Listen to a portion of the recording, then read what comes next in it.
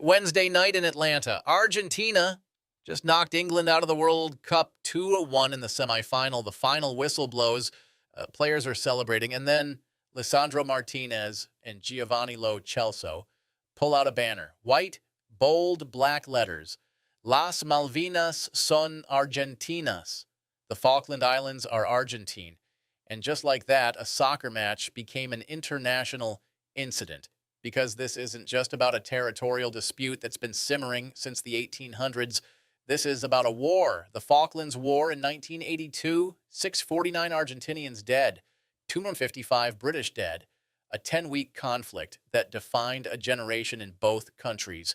And now, on American soil, in the middle of the biggest sporting event on the planet, Argentina just reignited it. Let's break down what happened, why this exploded the way it did, and what it means for Sunday's final. The celebration happened on the field at Mercedes-Benz Stadium in Atlanta. Argentina had just secured their spot in the World Cup final. The players were euphoric, and in that moment, Martinez and Lo Celso displayed the banner claiming the Falkland Islands, or Las Malvinas, as Argentina calls them, as Argentine territory. The UK's response was immediate and furious. Prime Minister Keir Starmer endorsed calls for FIFA to investigate. Business Secretary Peter Kyle went further, calling the banner an egregious violation of FIFA rules. The message from London was clear: this isn't acceptable. This isn't just banter, this is a provocation. Because for the UK, the Falklands aren't a debate, they're British. The islands are a British overseas territory.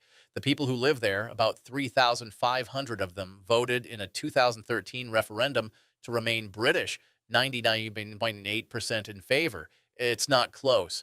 And the UK went to war in 1982 to defend that sovereignty when Argentina invaded. For Argentina, it's different. The claim to Las Malvinas is written into their constitution. Every Argentinian president, regardless of politics, maintains that the islands are Argentine. It's a national consensus. And that banner, it's been displayed before.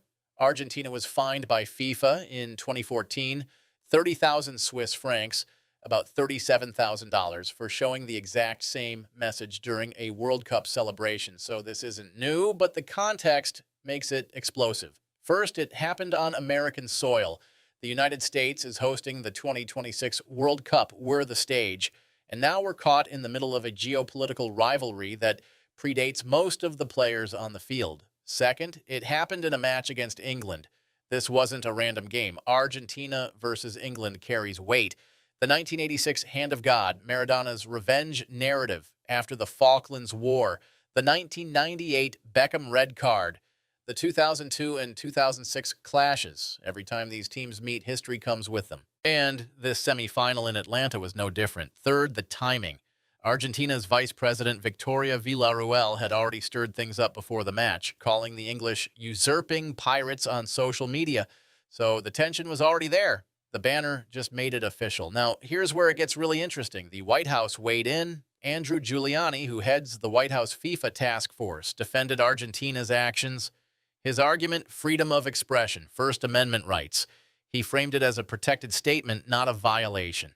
Now, the First Amendment doesn't technically apply to FIFA's rules or to foreign nationals at an international event, but the principle is what matters here.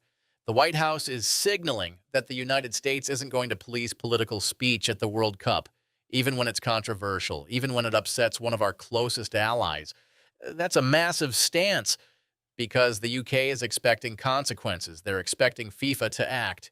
And instead, the host nation's government is defending the right to make the statement. Meanwhile, Argentina's president, Javier Milei, came out in full support of the players. He called the celebration perfectly valid and said the message reflects a sentiment shared by all Argentinians.